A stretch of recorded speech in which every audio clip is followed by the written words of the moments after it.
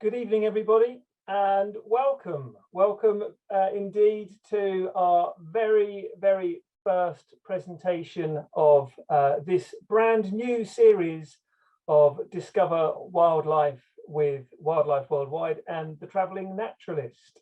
My name's Nick, and I'm going to be your host this evening. And tonight's presentation, as the slide shows you, is Discover the World's Big Cats. And that's going to be given by the wonderful Helen Bryon. Hooray! Welcome, Helen. I'll introduce you in just a few moments, and then we can crack on with the presentation. What I would like to say, first of all, to everybody who's joined us is a big thank you. Thank you very much. I know that many of you have joined us for these presentations before. This, I think, is the third or even the fourth series that we've run now. Over the last 18 months, and they've really proved to be a great success, and thank you so much for all of the lovely feedback that we've been receiving about them. This is going to take us right the way through to the end of the year.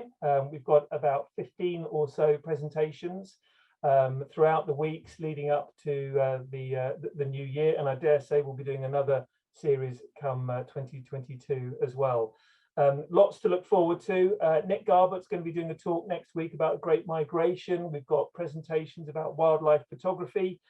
We've got whale watching, which Helen here is going to be giving again. We've got talks about the Kalahari, as well as the wonderful opportunities for photographing wildlife in the UK as well. So lots of events to look forward to, and you can sign up for those through our website on the events page in exactly the same way that you did for this presentation.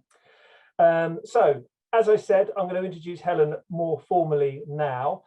Helen is, I'm sure, a face and a name that many of you are familiar with. You'll have either booked a holiday with her through Wildlife Worldwide, or you will have travelled with her on one of the wonderful whale watching tours that she leads for us. Or you may have seen her do one of her presentations either in person at one of the travel events back in the days when they used to happen, or maybe you joined us for another Discovery presentation that she's done previously. But it's great, Helen, to have you here, and thank you very much for putting some time aside to do this for us this evening. We really appreciate it. As you'll know, Helen is a great enthuser and a great talker. I was going to leave it just at great talker, but I'm going to go on to say that Helen's a great talker of wildlife, and it's something that really does run through her veins, and she talks about wildlife and travel with such passion, and I'm sure that tonight is going to be no different. We are going to take questions, Helen, for you at the end. Okay, so the spotlight will be on you at the end. So ladies and gents, if you do want to submit a question, please do so while the presentation is taking place. There's two ways you can do that. There's a button on your screen called chat, and you will be able to submit a question via the chat function, and that will come to me, and then I can organize all the questions so that Helen can be asked those at the end. Or you can just hit the button that says Q&A, and again, the question will come through to me, and we'll do our very best to get through as many of those as we possibly can at the end. Okay, Helen, so your quiz hat will need to be on for those, I'm sure. So I don't want to give any spoilers about what countries you're going to be talking about this evening. I'll let you introduce all of that, if that's okay. All that I will say is that do please stay tuned for right to the very end of the presentation. We will be providing a discount code if you wish to book a holiday to any of the destinations that Helen's going to be talking about.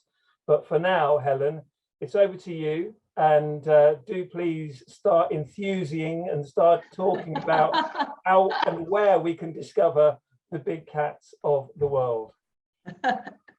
Okay, thank you, Nick, and I hope you can all hear me. So yes, also just to echo Nick, thank you very much for giving up your evenings to to join us.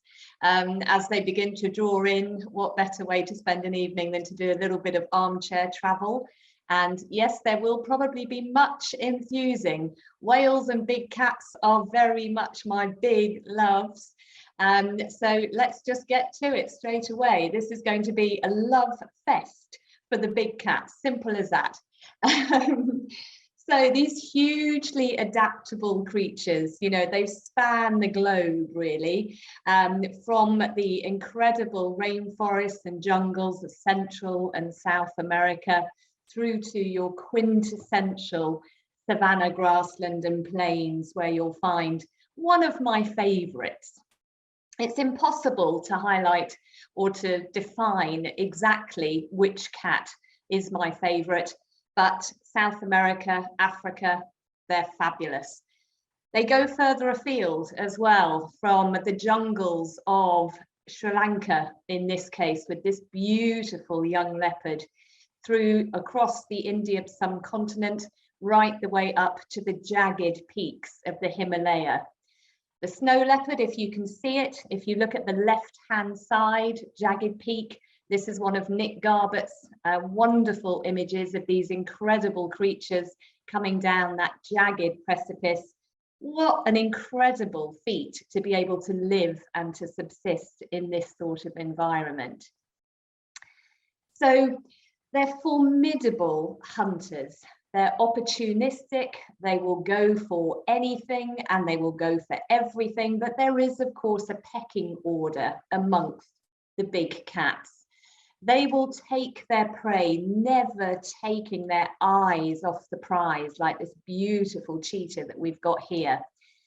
Obviously, after all of that hunting, then there needs to be time to relax, just to restore their energy, take a little nap, and being able just to watch a predator in action, being able to watch it at rest, being able to watch the wonderful bonds that are developed between a mother and her cub, or cubs in certain instances. Being able to watch cubs at play, learning the valuable skills without even realizing it, that they are going to need when they grow up to become a solitary hunter, if they don't have the benefit of a coalition, as you'll sometimes get with male cheetahs. Being able to watch and get inside the head of a female as she teaches those skills to the cubs, that's something that has always fascinated me. How do they communicate? How do they tell the cub to stay hidden, to suddenly go for the chase? When do they get involved in the kills? I mean, it's wonderful to be able to watch just the most adorable of the cats when they are small.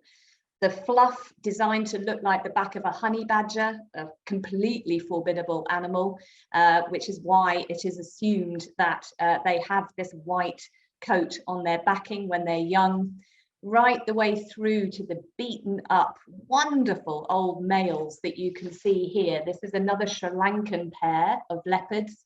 The reserve that I used to work on in Southern Africa, we had a male leopard who was very, very similar to this, beautifully beaten up. I mean, God, he had character. And, you know, we used to call him the Willem Dafoe of the leopards that we had on the reserve, because the young males, they were more like your Brad Pitts. Give me Willem Dafoe any day. I mean, just you know, what this animal must have gone through in terms of establishing dominance, in terms of getting females. If you're watching the Attenborough mating game series at the moment, what drives these males to pass on their genes in such an incredible manner?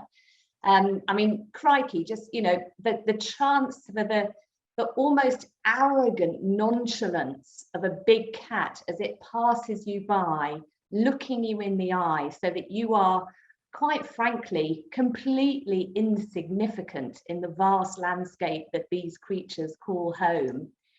And yet they often exhibit a vulnerability, like you can see here. The expression in their eyes, in their faces, something that you don't get from reptiles, perhaps, from birds, perhaps. And I think that's really, you know, partly why we identify with these creatures so much. We almost want to anthropologize, whatever the word is, you know, when we're associating our emotions onto the creature, because they have such huge expression. But I think really what it is about big cats for me and why I love them so much is, quite frankly, they're enigmatic, they are magnificent, and my God, they are regal. I mean, look at this chap. He is simply phenomenal.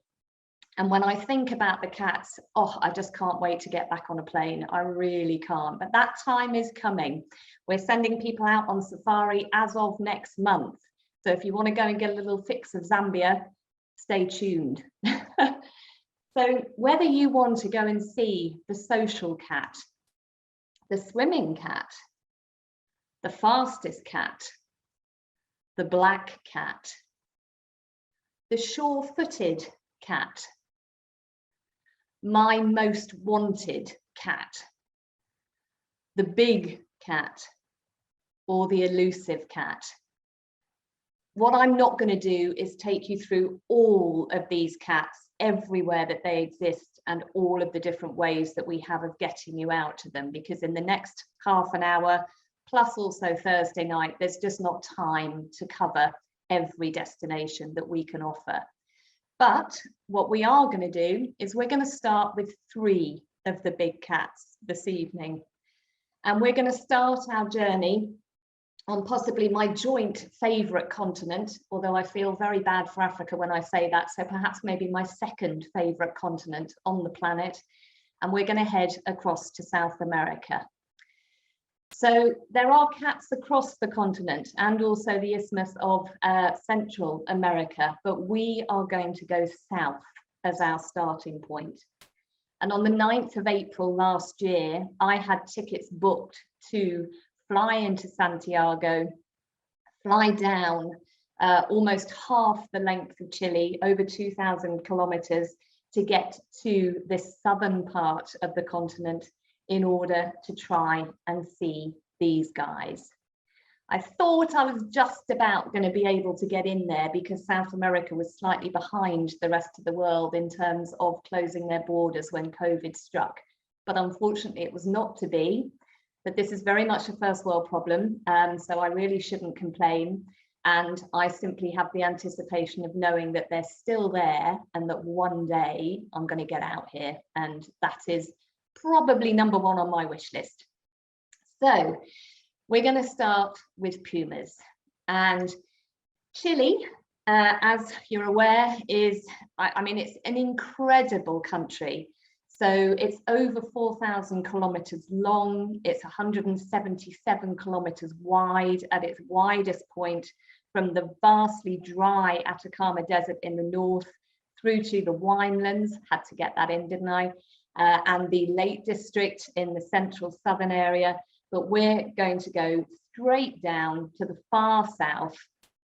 And traditionally, the time to visit the southern part of Chile has always been from October through to April. So it's over the spring, summer, and autumn months in the southern hemisphere. We fly you into Punta Arenas, which is on the Pacific coast initially. It's only about a 3.5 hour flight only from Santiago. From Punta Arenas, when you land, I went 20 years ago and I made the grave mistake of going all the way down there for 2 whole days. Why, you might ask? Well, I had a deal. So I basically took the opportunity and I went, but crikey was I kicking myself when I got there. So traditionally, it's always been October through to April. Once you land in Punta Arenas, you feel like you are on the end of the earth. All the trees are bent on a 45-degree angle, stripped of leaves by the ferocious winds that howl across this southern part of the continent. There's nothing there. That's the beauty of it. You drive about 4 hours to get to a small little town called Puerto Natales.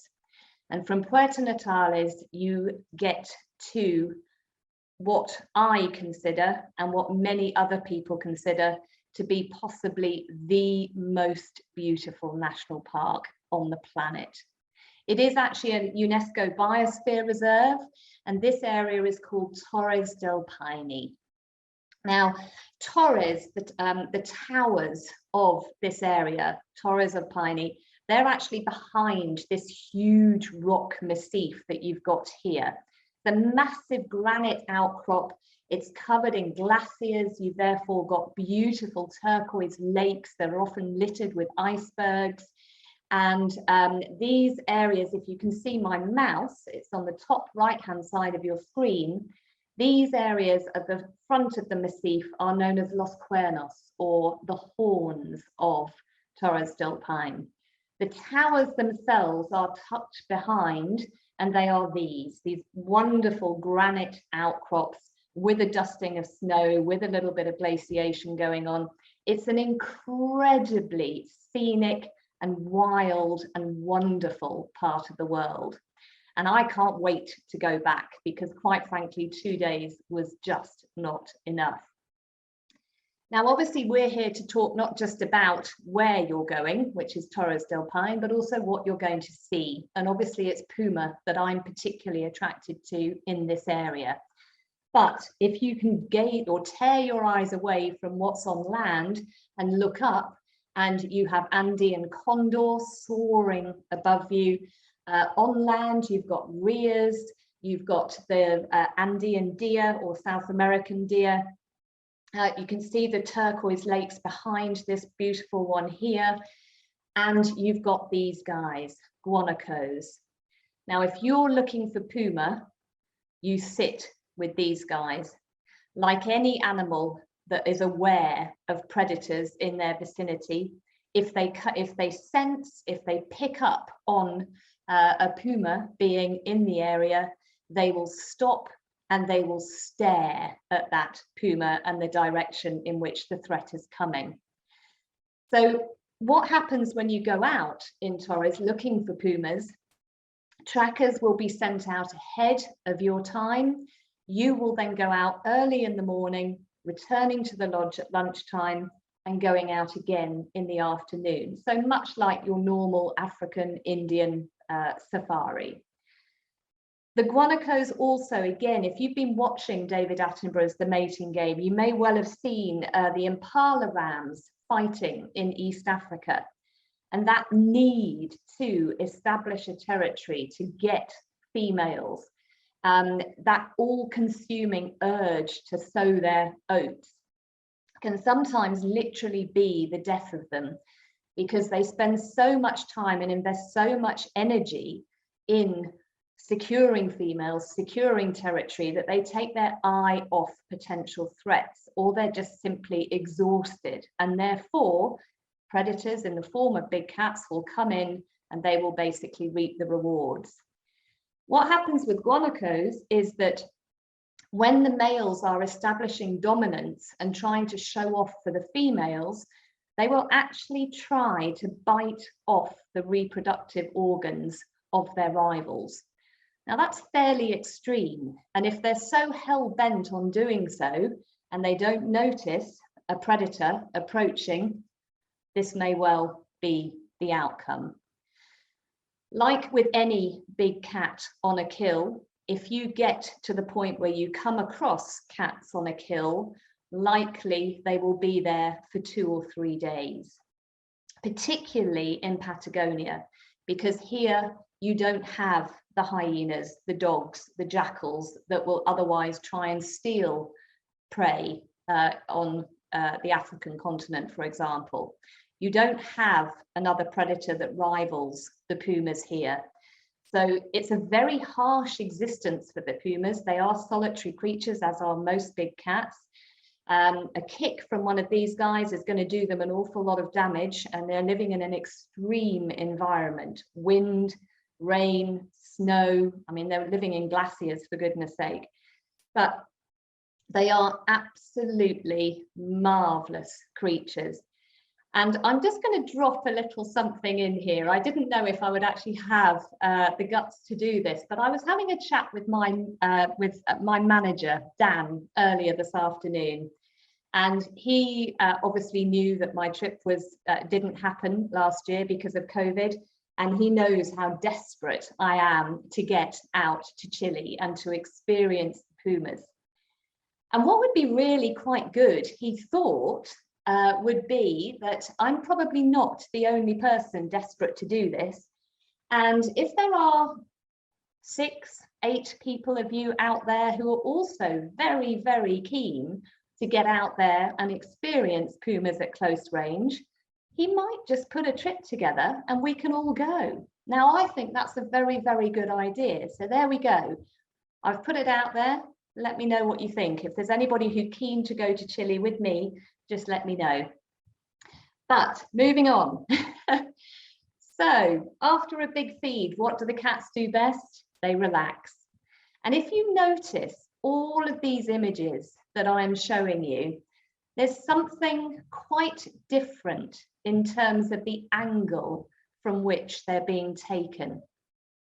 If you're on an African safari or an Indian safari or a Sri Lankan safari, chances are you're on a vehicle.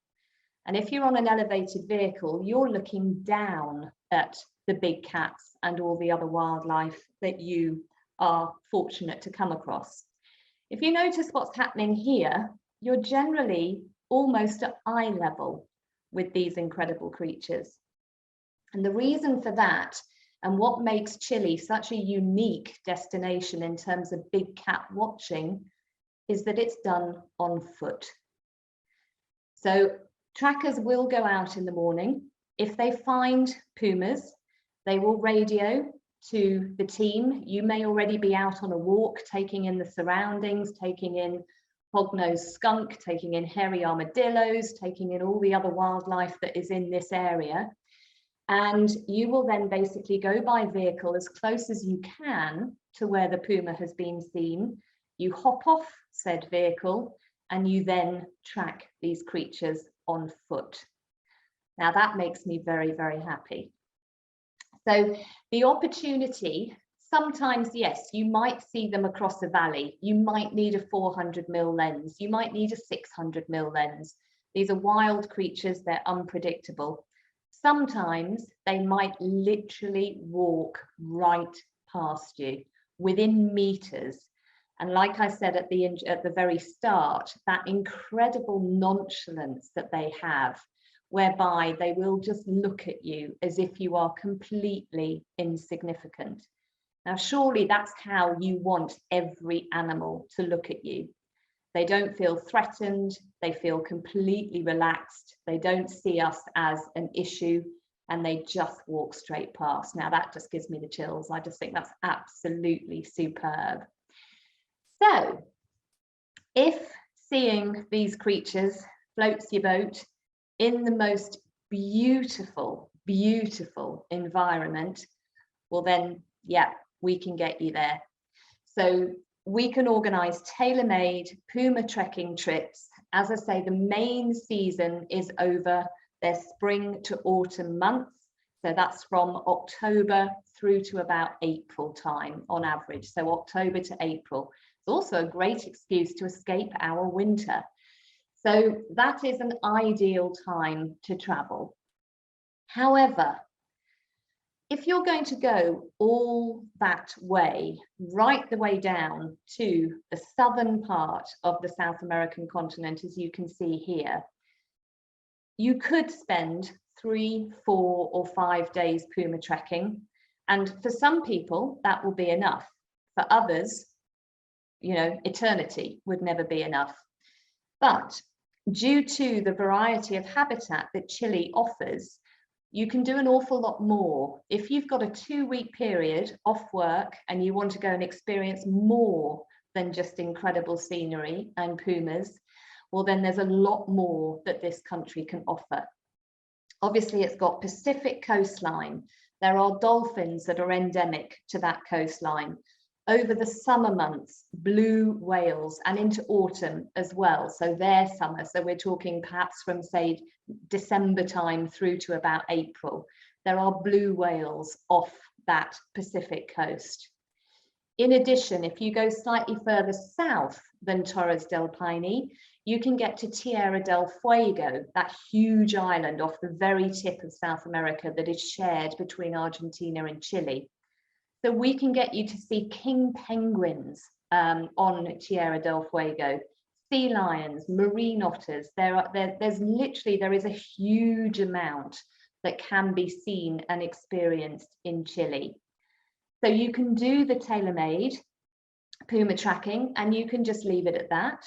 Or we have this trip taking in the king penguins, taking in the blue whales, hopefully, taking in the Lake District, as well as Patagonia. And this is our Chile's Rare Mammals trip. It's a 2-week-long trip and it operates every year in February. So a small group trip departure, if that floats your boat, then we can offer you that as well. Now, a lot of our clients, a lot of you listening are probably very, very keen photographers. If you're going all this way, you want to be able to capture some fantastic imagery to bring home with you. And Nick Garbett, who we work with, an awful lot of you will know him, you may have traveled with him. He is a first-class wildlife professional photographer, and he also goes to Chile. Now, he chooses to go in the Chilean winter. So what you'll find is that every July, he offers a trip that concentrates very much on the Torres del Paine area. Concentrates so much, in fact, that you will spend 11 nights in that area. Fabulous. That gives you a really good in-depth opportunity to look for the pumas and enjoy the other wildlife in Torres. But it also means that you can expand your skills and that you can look at landscape photography as well. So that goes in July. Our Rare Mammals small trip goes every February, and we can offer you tailor-made trips, you know, pretty much to go and see pumas whenever you like. But generally, as I say, the season is between October through to April. So I think that kind of covers pumas. And just to put it out there one more time, it's my most wanted big cat, but I'm going to leave it at that. I'm not going to mention that again. So also sharing South America and also the rainforests of Central America. So sharing the South American continent with pumas down in the south, you have the most incredible jaguars. Leopards on steroids, as they were described to me before I went out there in 2018. Now, these creatures are quite simply phenomenal. So again, if you ask me what my favorite big cat is, you know, today it might be jaguar, tomorrow it might be lion, the next day it might be leopard. They're all so wonderful and enigmatic that I don't think you can particularly, you know, have a favorite. Well, I don't know, maybe you can. But jaguars then, so where are we seeing them?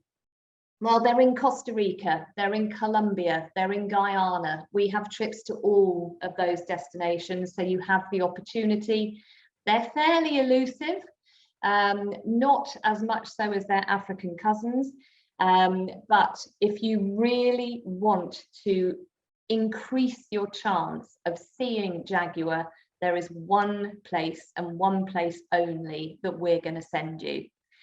So far, on every single group trip that we have organised out here, we have a 100% success rate.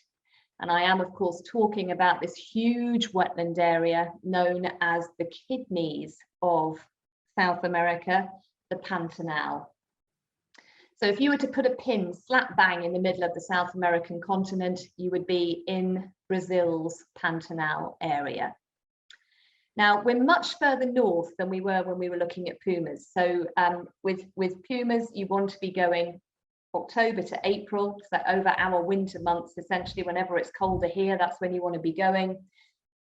Best time to go to the Pantanal is undeniably over our summer months and leading into autumn. So what you're looking at in this particular area is June through to October. The northern Pantanal, which is very much where we are going to recommend if jaguars are absolutely top of your wildlife wish list in this area. And for the south, jaguars are there. You work a little bit harder to find them sometimes. The south, much more the domain of giant anteater, but they do span the entire area. Being a wetland area, access is generally by boat. there is one road that leads from the northern part of the Pantanal right the way down to a little spot called Porto Jofre, from where you board boats and you go out, and all of your safaris are done by boat. So with the pumas, it's largely done on foot, and with the Pantanal, it's largely done by boat. But look at these creatures. I mean, just crikey. They just demand respect. If you look at the size of them, you get an idea of their immense power.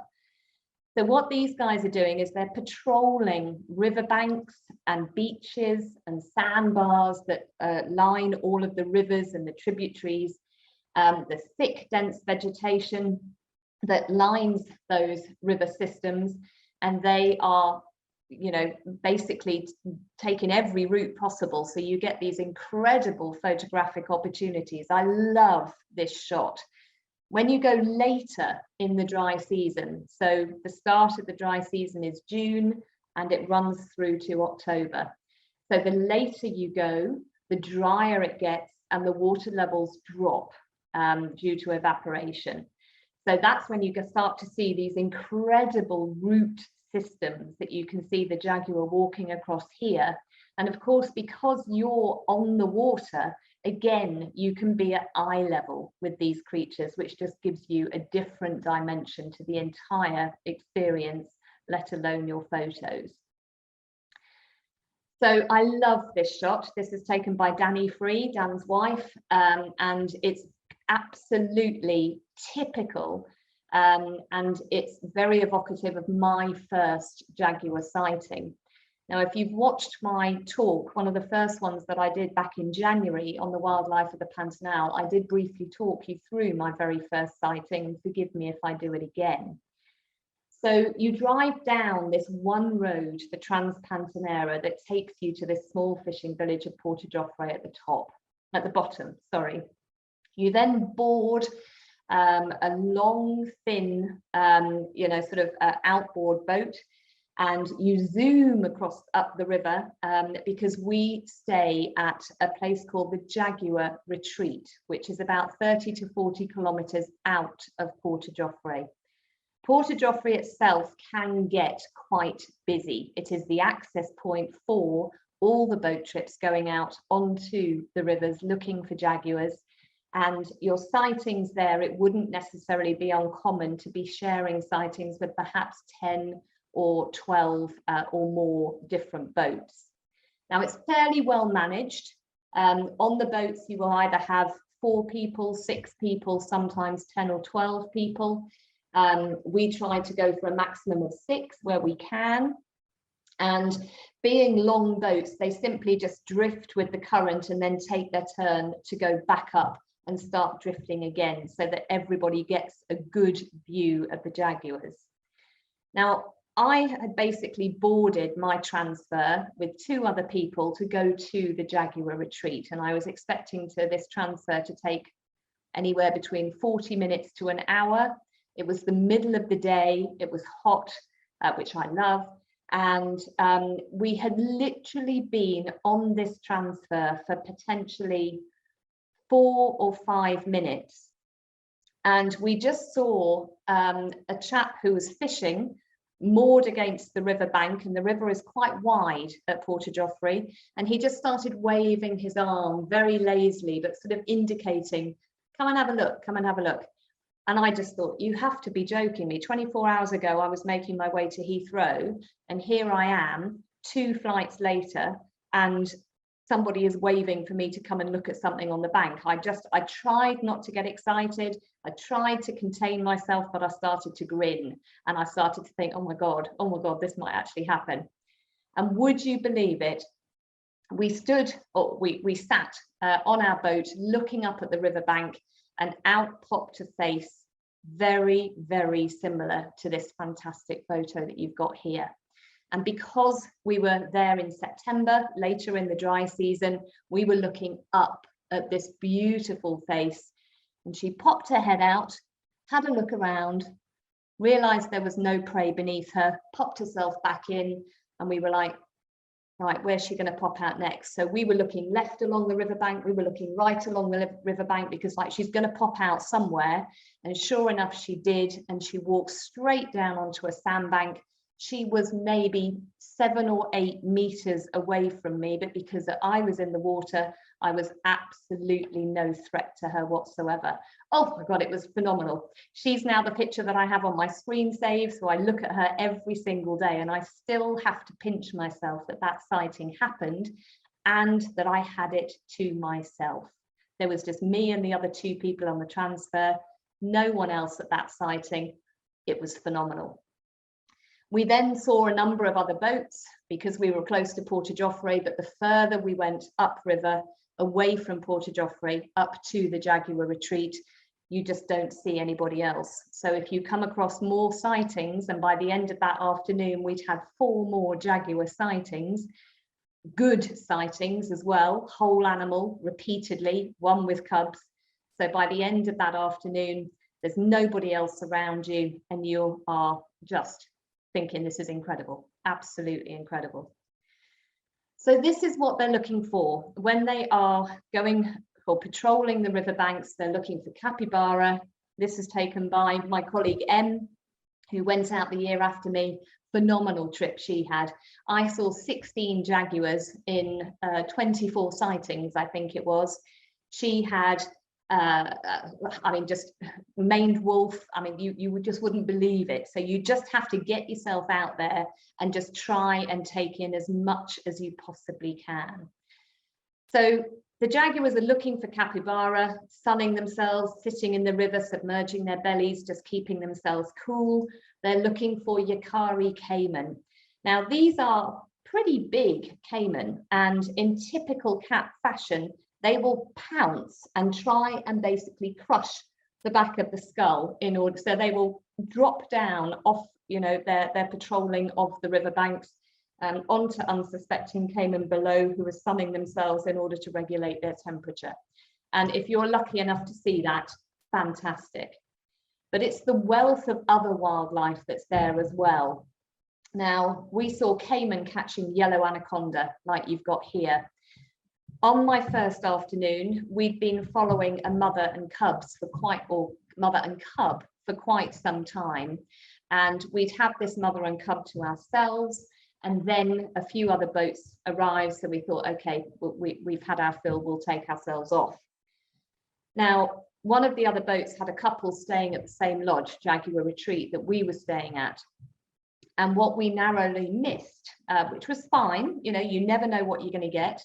But they basically watched the mother of the mother jaguar catch a yellow anaconda, and then a little bit like the spaghetti moment in Lady and the Tramp, she started eating it from one end, the cub started eating it from the other end, and they gradually came and met towards the middle. I mean, crikey, what a sighting.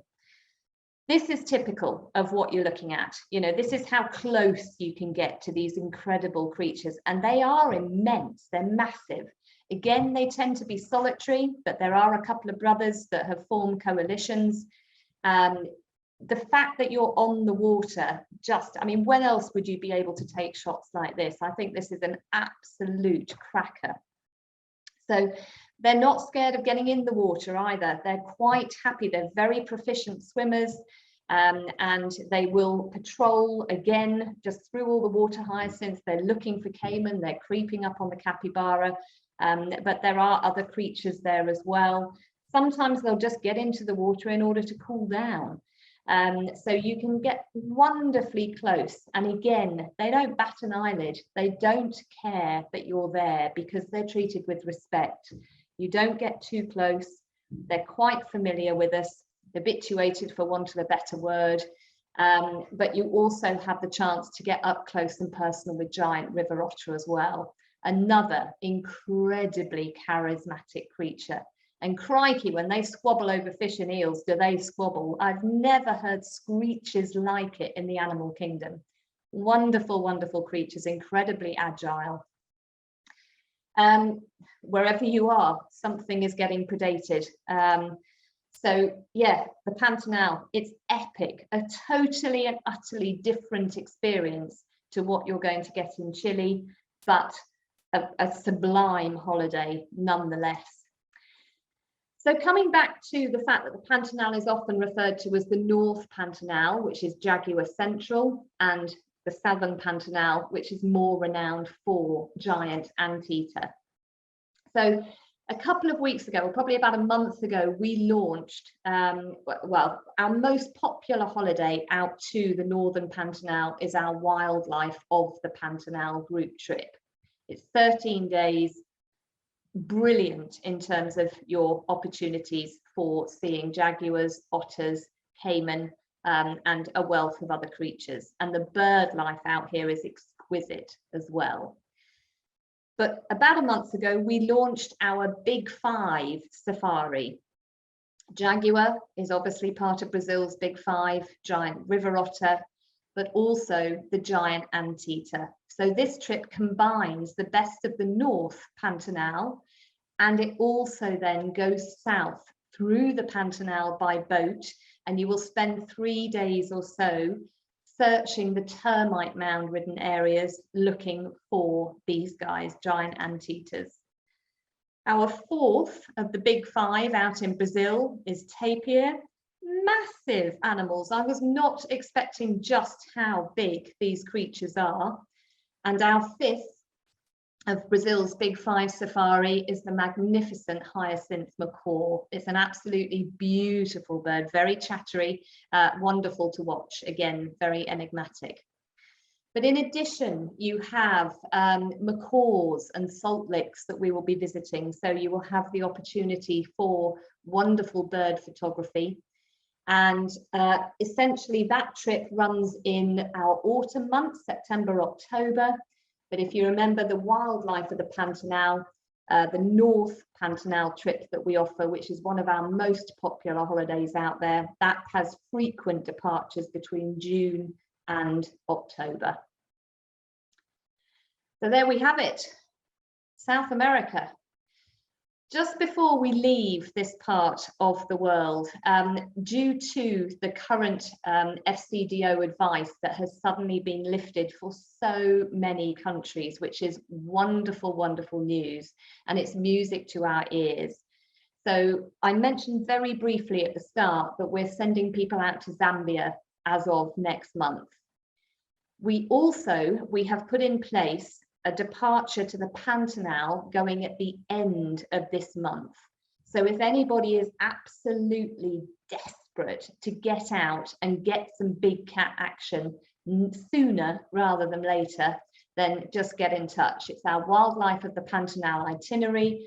These images were taken last week by our guides out there.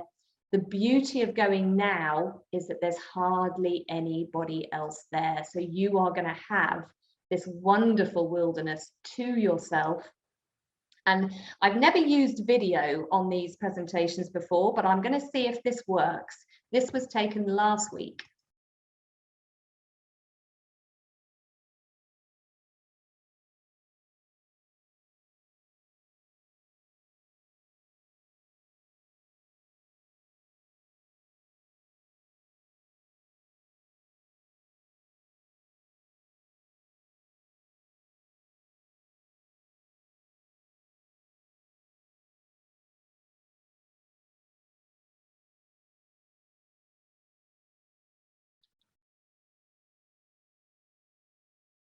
Can you imagine? Oh, my word. Can you imagine? And you could be there at the end of this month. Wow. Yes, please. So, yeah, the world is opening up. It's there. The big cats are there. So if that takes your fancy, then just let us know. One final thing before we leave the wonderful continent that is South America. And that is to say that, again, if you're going all that way and you want to see more than just the Pantanal area, it is very easy to combine Rio, to combine Iguazu Falls as pictured here. So just let us know, we can put it together for you and you're going to have an incredible holiday. I mean, just a natural wonder along with the wildlife wonders, quite superb. But okay, on to our third and final cat of the evening. And we are going to cross the Atlantic and we're going to head to Africa, to the elusive one. Probably one of my favourite cats. Do I say that about all of them? Yes, I probably do. There is something about a leopard sighting that just leaves you grinning and feeling alive and just feeling so damn special, quite frankly. One of my trackers, who was an absolute legend, his name was Raimundo, he was from Mozambique, and he had this wonderful sixth sense when you went out with him, and you could see him, the way his body moved as we walked through the bush. He was inside the head of the creature that we were tracking. And if we went looking for leopard, we invariably found it with him. And he always used to say to me repeatedly, H, you never find leopard. Leopard chooses to be seen. And I just think that is magic, sheer magic. And I think that is so true. It took 34 years for me to see my first leopard, despite having lived in Africa as a child and a teenager, and despite having been back every year. So 34 years. And on the day I saw my first leopard, I saw 3. And over different sightings, and you just think they're like buses, nothing, and then they all come at once.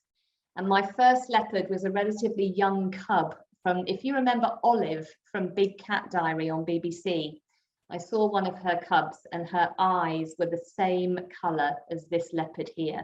And there is something about those greeny blue eyes that is just literally mesmerising.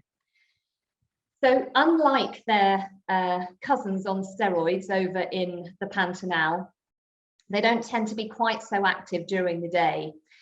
This is generally what you're going to come across during the day.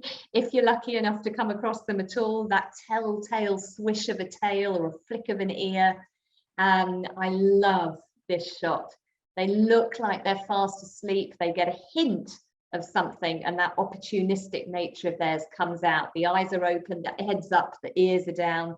Is it a chance for a meal? And if something takes their attention, again, I love this shot. Something grabs their attention and they're all contorted over the branch. It's just literally beautiful to watch. Then, as the light begins to fade, that wonderful time in the African bush when you are thinking about having a sundowner, a little gin and tonic, a little beer, and that magical, magical golden light that just bathes these cats before they start to stretch, have a big yawn, make their way down the trees. They're not always arboreal. If there is a fairly high lion or hyena population in the area, then leopards, yes, they will take to the trees. But if there's not such a high population, they'll be very happy, literally heading across the ground, coming out predominantly at night to hunt. But again, they're opportunistic.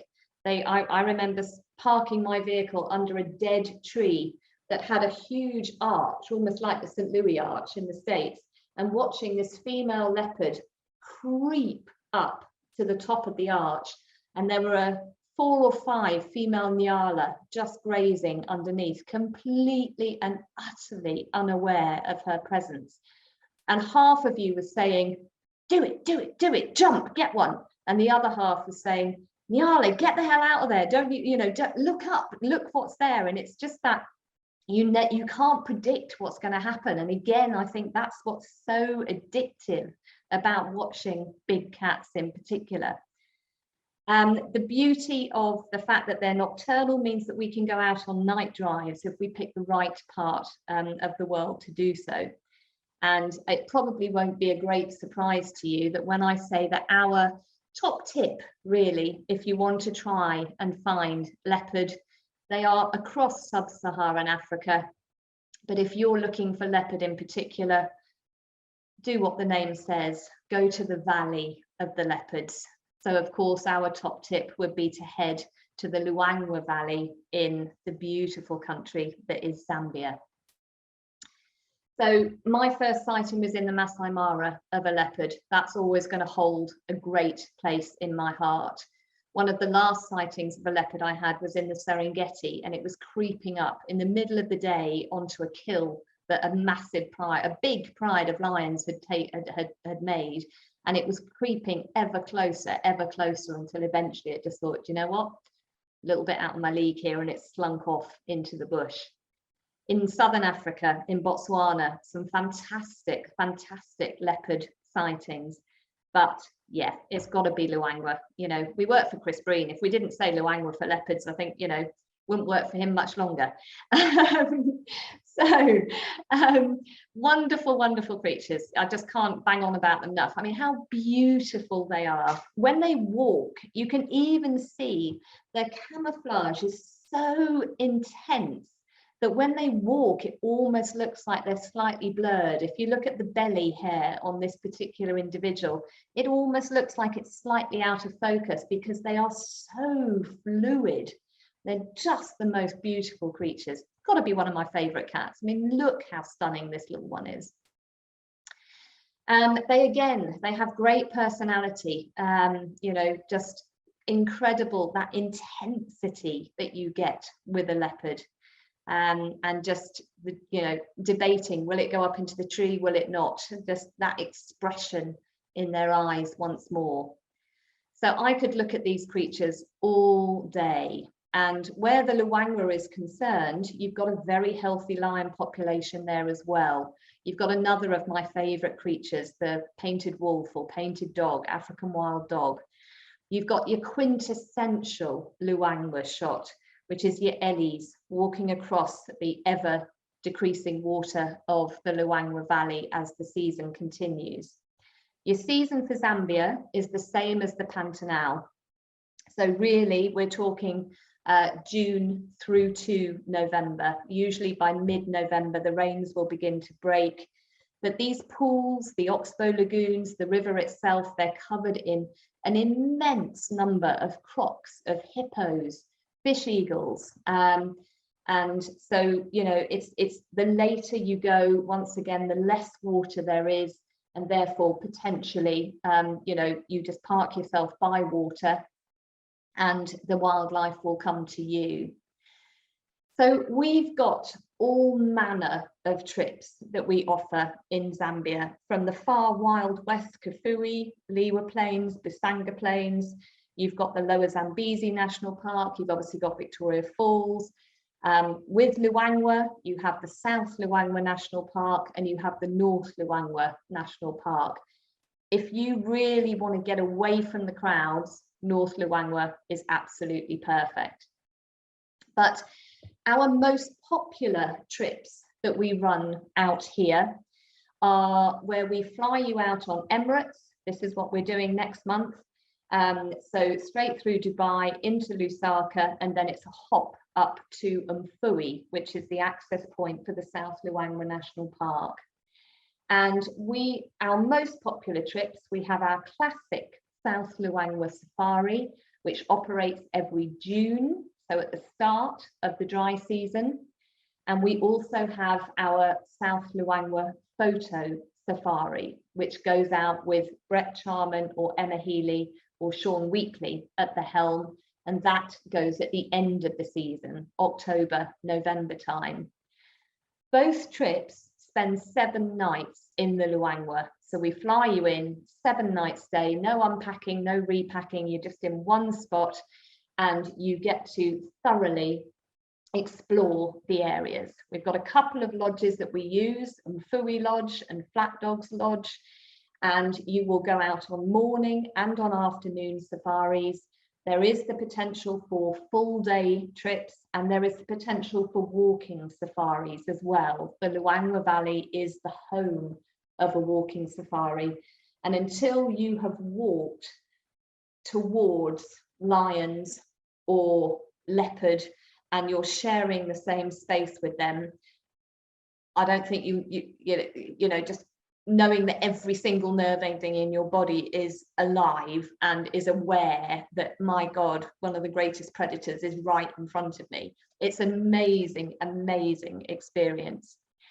Now, the difference really between the two, the classic South Luangwa going every June and the South Luangwa photo safari, obviously one is led by a photographer of professional status.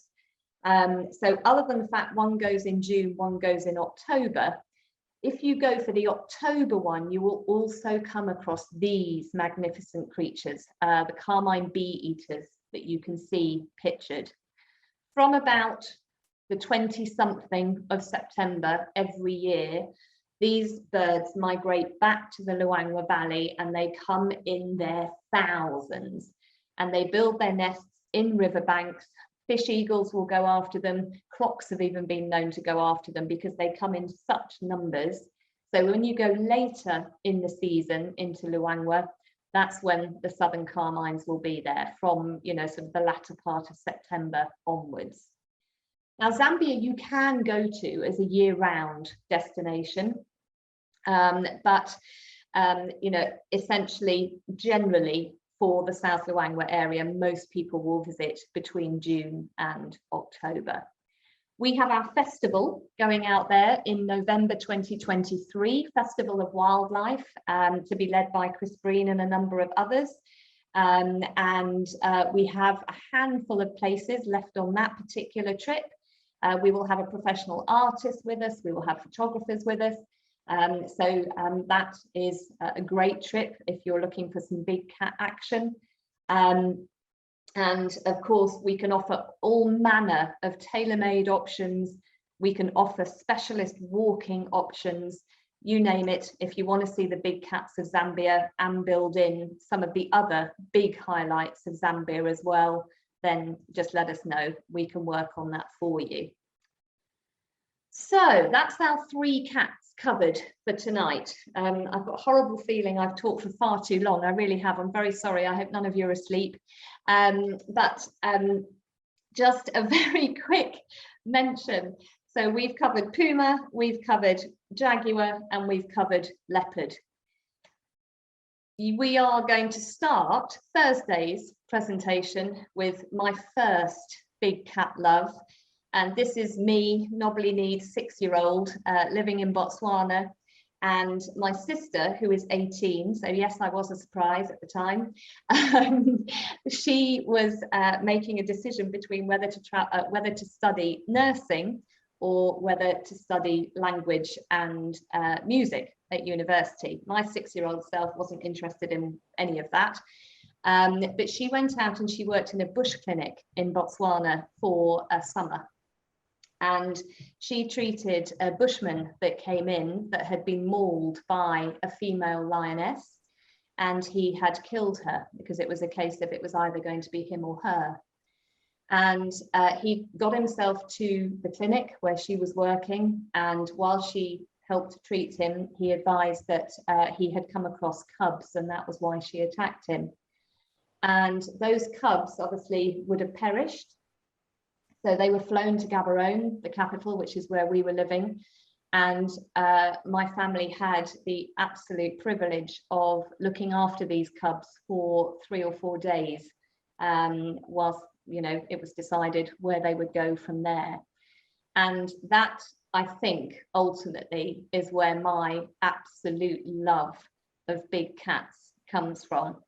So on Thursday, we'll be covering all the rest of the big cats, but we will start with probably my favorite, and that's got to be lion. A lot of people think they're quite dull because they sleep for 20 hours out of 24. They are not dull. They are magnificent. Look at her. She's gorgeous. Anyway, thank you for all the image credits that everybody has there, for all the incredible images that have been provided. Sorry for banging on quite so long. I really didn't expect that I would talk for an hour on 3 cats. Yeah. Any questions? And Nick is going to do a poll. Sorry, Nick, you need to have your dinner. No, that's fine. That's fine. I promise I haven't been eating my dinner while you've been talking. Cubs honour, I haven't. Helen, that was wonderful. That really was wonderful. Thank you so much. Thank you. So much. And as you said, this was part 1 of a 2-part presentation. So I Helen will be promise to be talking faster again next on time. Thursday night, and she'll be continuing the story and the discovery of the world's big cats on Thursday evening.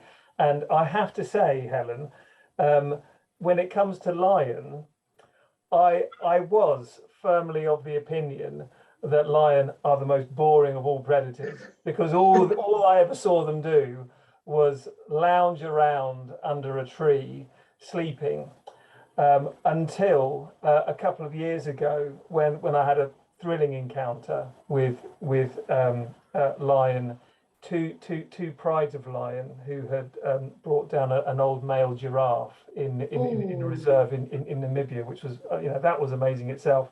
But that wasn't what I was going to say. I had the most remarkable encounter with lion, where I was the only one who saw this particular lion, and it was stealthily hunting at night, and all that I saw of the lion was its silhouette.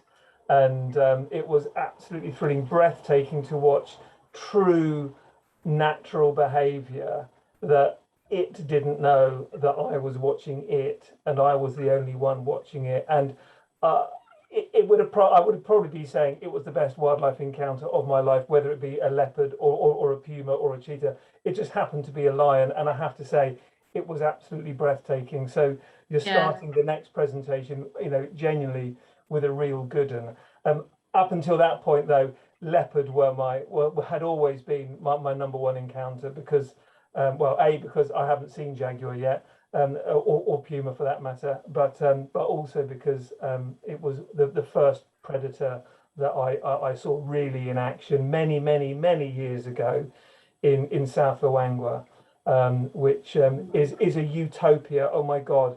For anybody who hasn't yet been to South Luangwa, you must. It's just one of those heavenly places that is just paradise in itself. David Shepherd, R.I.P., bless him, he described South Luangwa in his words as absolute perfection, and absolutely right. It's just the most remarkable place to go and see wildlife, and leopard in particular. And that was my first true encounter with predators doing what predators do, and it was absolutely my number one encounter until I had that 15-second glimpse of the lion. So you're starting off with a real good one, but look, I digress. It was a brilliant presentation, so thank you so much. We have had quite a few questions come through, lots of kudos as well for you, I must say, Helen, from your epic fan base. Thank you. Absolutely right. So ladies and gents, what we'll do, if there's any more questions, fire them in now, okay? And while you're doing that, either by the chat function or by the Q&A function, I'm going to do something here, which is to launch a little poll. And quite simply, what we're going to ask you is a question which is on your screen now, which is that if you would like to have any information sent to you on any of the destinations that Helen has been talking about. It doesn't necessarily need to be all about the predators, but obviously, as that's what the presentation has been focusing on, it would make sense, if you're very keen to go and see predators, just to let us know that as well. But we will send you information about the predators that you can view in Chile, in Brazil, or in Zambia, depending on your preference, and give you some ideas on the trips that we offer there. And we can do tailor-made options, and we can do group tour options, but having that from you will just give us a bit of a steer on the information that we can send you, okay? While you're finishing that off, I will also say, Helen mentioned that if there was anybody out there who wanted to join her on a Chile, to let us know. Probably the best thing to do there is to just message us using the chat function, and you can just let us say yes, quite keen to know about that. Helen, I dare say it's something that you're looking at for 2023, is it, or is it for next year, or are you open to whenever? God, I'm open. Next week. yeah, exactly. If you use the chat, and if you are keen, can you just put your full name so that I can then come back to you? Yeah, exactly that. Otherwise, Thank just you. give us a call tomorrow. That's Yeah. absolutely fine. Yeah, yeah. Okay, fine. Well, look, I'm going to go over to questions now. So I'm going to end the poll. Thanks for everybody who's given us an answer on those. Really appreciate that. So I'm going to end that poll there. So that has probably disappeared from your screens. And what I will do, Helen, is start off with a couple of obvious questions that we've had, actually several questions that we've had. So I'm going to group it into one and kill several birds with one stone, and ask about accommodations. Okay, so accommodations are going to vary from trip to trip, of course, but they're going to vary from country to country. So let's start off with Brazil and the Pantanal, because it's mainly river-based. So what kind of accommodation can people expect in the Pantanal? Okay, so it's fairly simple, but it's generally spotlessly clean. You know, the jaguar retreat, for example, is an old fishing lodge that is right on the river. And the rooms have air conditioning. They have, a lot of them have a small ensuite. So very comfortable, but very simple. That's really what I would say for most of Brazil, in the Pantanal area. Now, where Chile is concerned, you can stay in these wonderful domed eco sort of domes, if you like, where you're looking up and you can see the stars. We've got old estancias, so little sort of old farmhouse. There are full-on beautiful hotels in the Torres area. So you can take your pick, essentially. A bit more authenticity if you stay at the, you know, sort of the farming estancias or the eco domes, if you want to really be part of nature. Where Zambia is concerned, again, you can stay in chalets, you can stay in beautiful canvas tents that are on fixed permanent platforms, super comfortable. They will have fans, they will have mosquito nets, they will be en suite. You can stay in bricks and mortar chalets. So again, usually what you'll find is that the vast majority of accommodation in Zambia will either be overlooking the river or will be overlooking a waterhole, so that you've always got wildlife coming through the area. Most of them tend to be unfenced camps there. So that we can basically, you know, sort of, if you've got particular needs, we can check those. Dietary requirements, they're all quite used to vegans, vegetarians, gluten-free, all that kind of stuff. So again, whether you're in Brazil, Zambia or Chile, that's not an issue. Yeah, okay. Then we've had another few questions on walking. Now, obviously, you know, down in Chile, people are going to want to do some walking. I dare say walking forms an integral part of the itinerary in certain cases as well.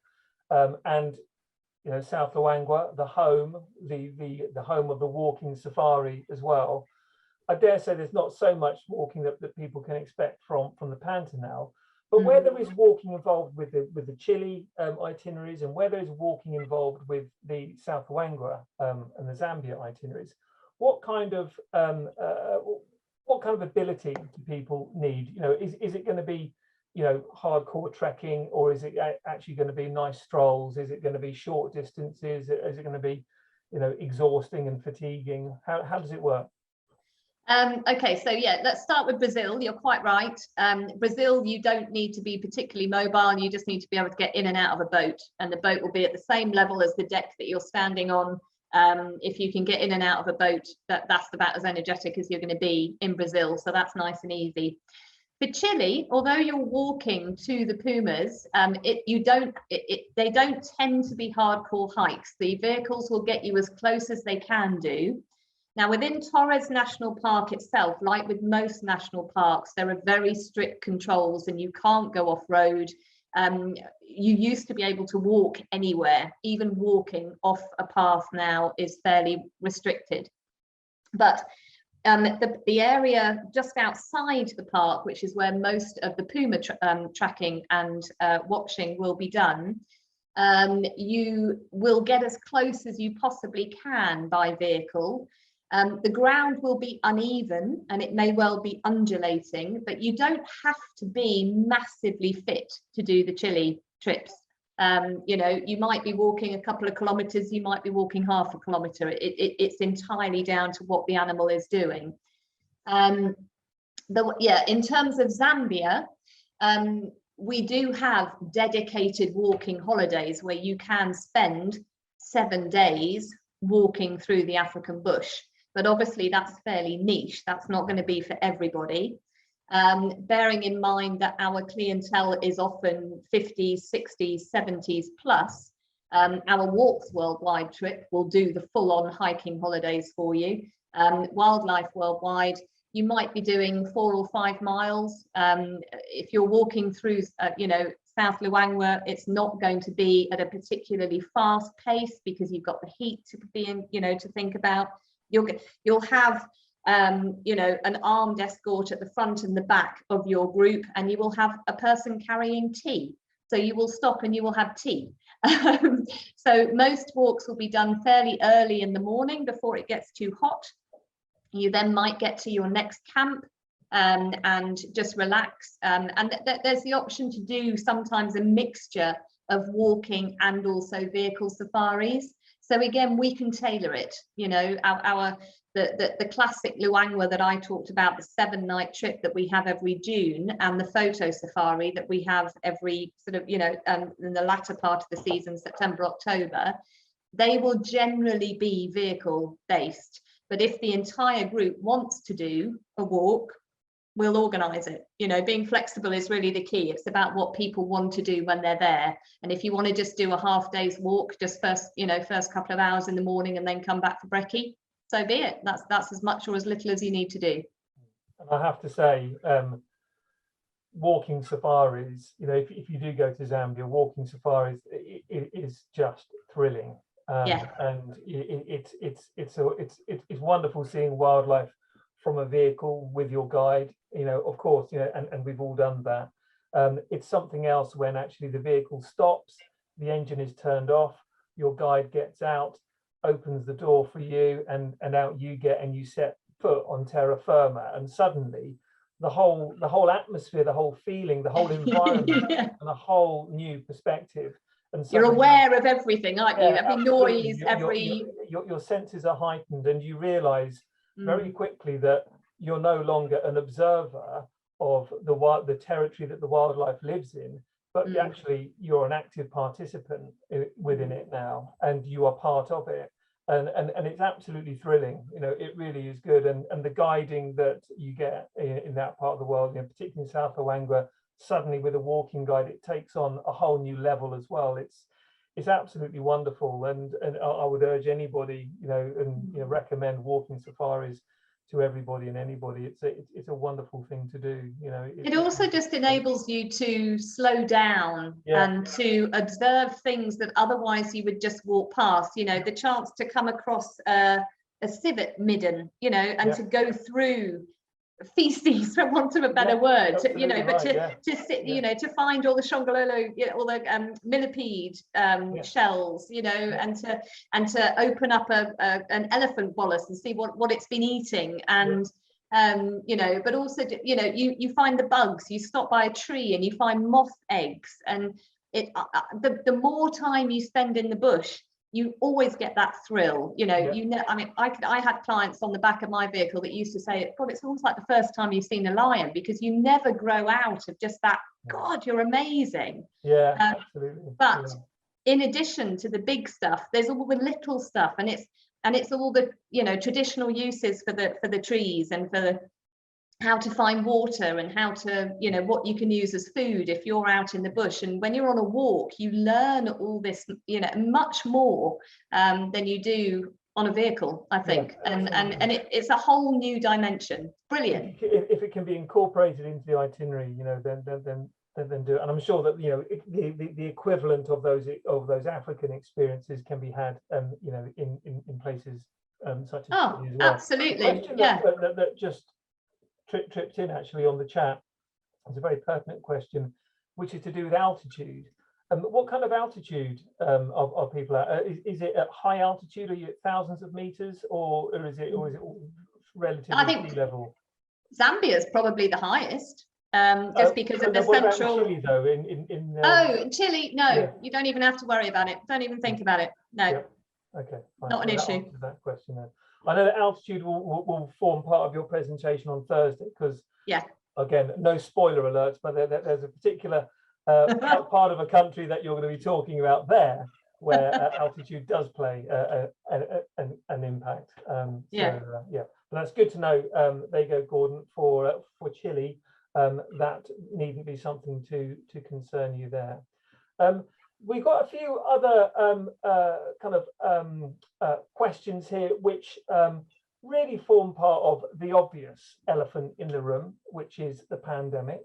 Okay, and various questions, just asking, is it safe to go to these countries now, and what kind of impact has the pandemic had on tourism in these countries? There's a question there specifically about Zambia and conservation efforts. So we're going to try. I'm going to have a discussion with you rather than ask a specific question, I guess. But your feeling on travel as a whole, to Zambia or to Brazil or to Chile, would be good to know. I will give you mine.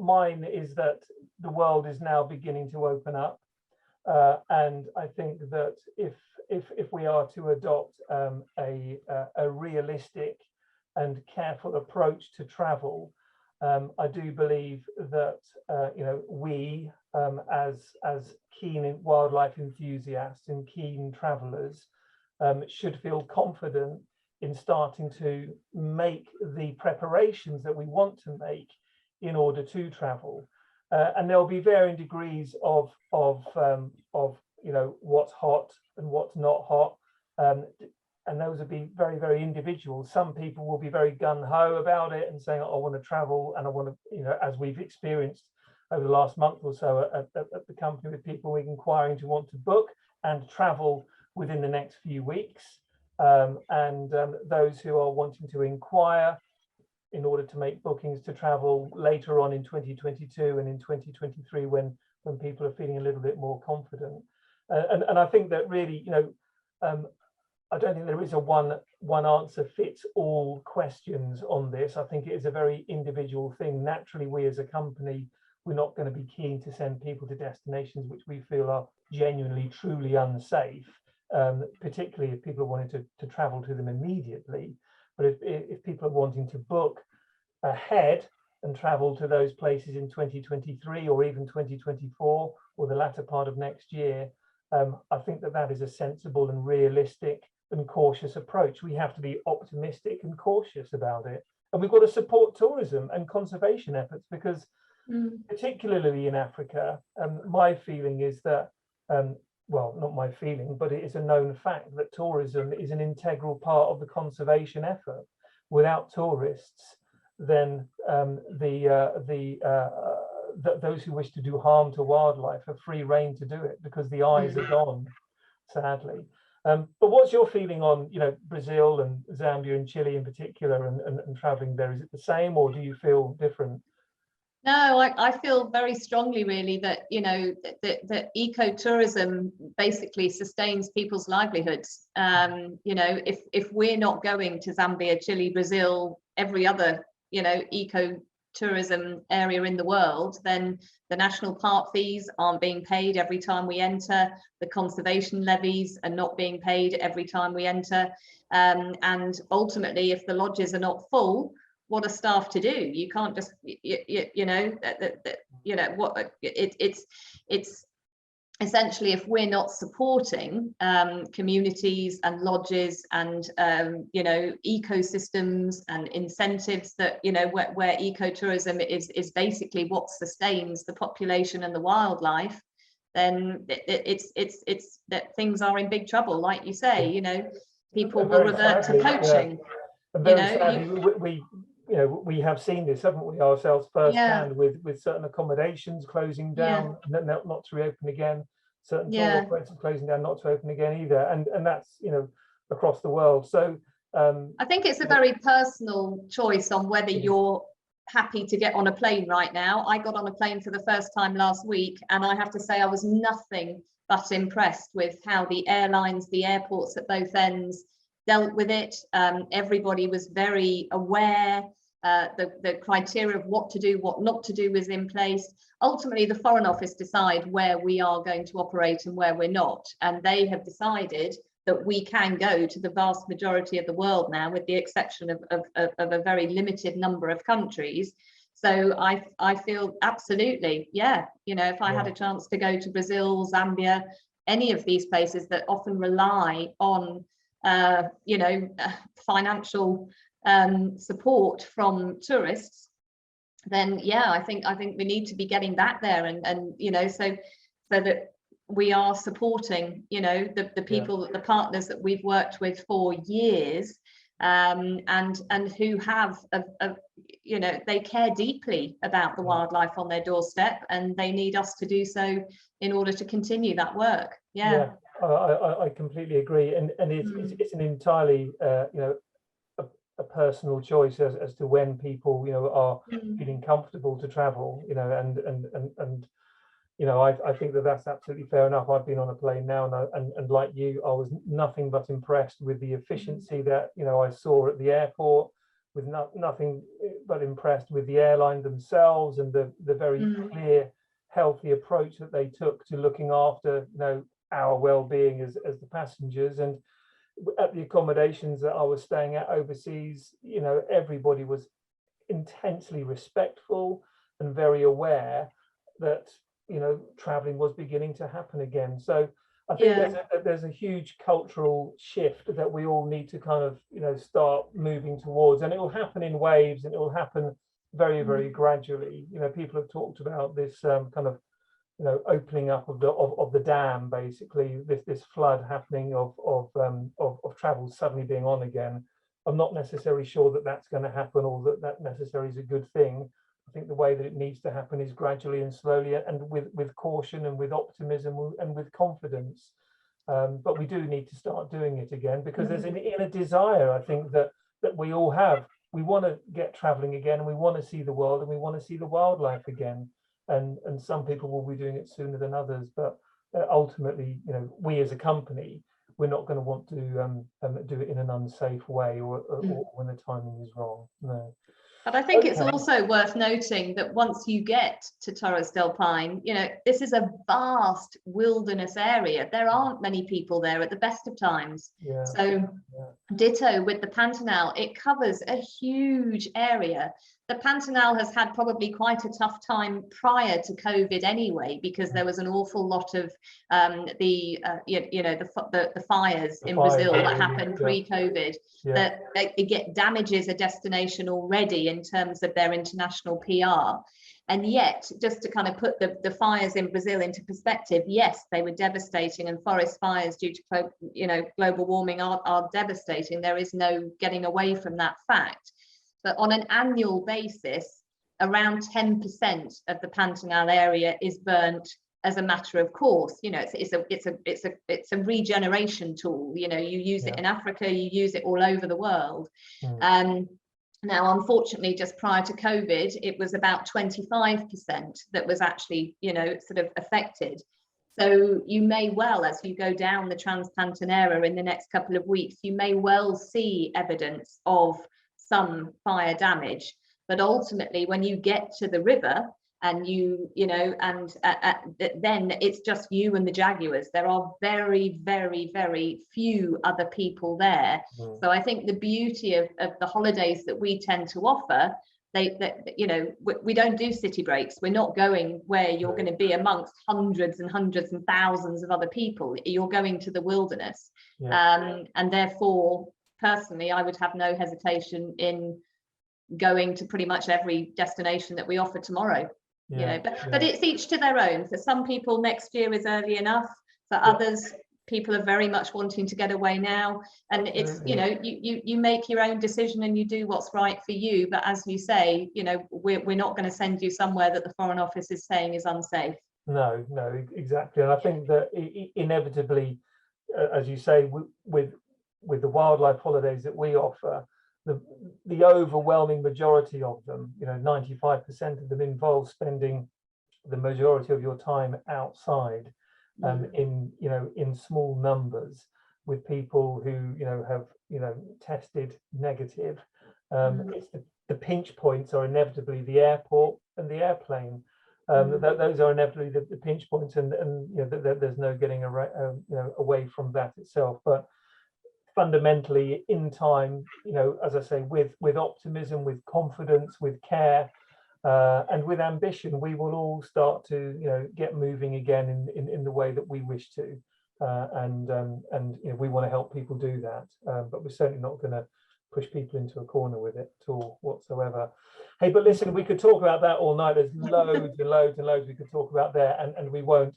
So what I'm going to do, Helen, is finish off with one question that made me chuckle to myself. Okay, and it's I hope, Betty Spencer, if you're with us still, I hope that you don't mind me asking this, but the reason it made me chuckle is that it's a question that can be read in two ways.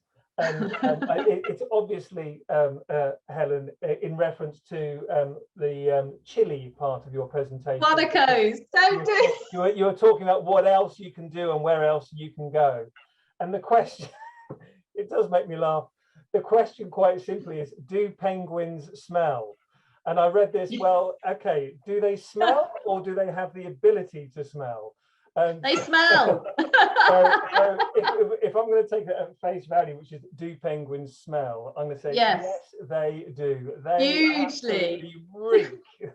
You can smell them. You can smell them 10 miles away. They really do smell. If you're asking whether or not they have the ability to smell, I wasn't entirely sure, to be honest with you, but I've done a bit. Birds have nostrils, I reckon. Yes. Yeah, I've done a bit of research on this, and there have been scientific studies done on the Humboldt penguin and also on the African penguin, and they have shown that they are able to smell odors that relate to the prey when they go foraging. I don't know about other penguins. I can't imagine that those in the cold climate have too much else to smell up there, but maybe you know, Helen. Well, I don't, but I'm thinking maybe there must also be some kind of endorphins when you're looking for a mate. You'd imagine so, wouldn't you? Yeah. You would imagine. Yeah. Yeah. Okay, fine. Well, more to be asked than that, but yes, penguins do smell. They really, really do, as do many things in the poles of the world. Right. Okay. Well, listen, Helen, we're going to wrap it up there. Okay.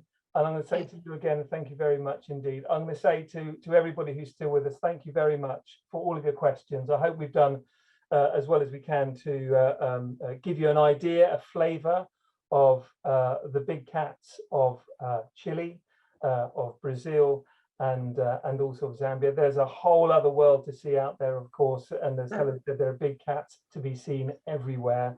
We as a company, we don't just do those 3 destinations, we literally do the whole world. So do have a look at our website and have a look and see if there's anything else there that you like the look of. But Helen, I'm going to ask you to move on to the final slide if you can. Oh yeah, I need to show people. Well remembered. Yeah, this is where I need to show people that they do have a discount code if they wish to inquire and book a holiday with us to Chile or to Brazil or to Zambia. You can use that special offer code, which is BCZoom1, and it will give you £100 off per person on the booking that you make with us. So do use that if you're interested. Our next evening is with Helen, part 2, as we said. That's this Thursday, same time, more or less the same place. And then next week, we've got Nick Garber, who Helen mentioned, a brilliant wildlife photographer. And he's going to be talking about the Great Migration in the Serengeti. So, and he's been and seen that many, many, many times on his photographic trips. And, it'll be a brilliant, brilliant presentation. A great chap, Nick, great friend of ours. And also, I have to say, as I said, a brilliant photographer. So that's going to be a presentation not to miss. We've got others coming up. As we mentioned, there's a wildlife photography presentation with Brett Charman.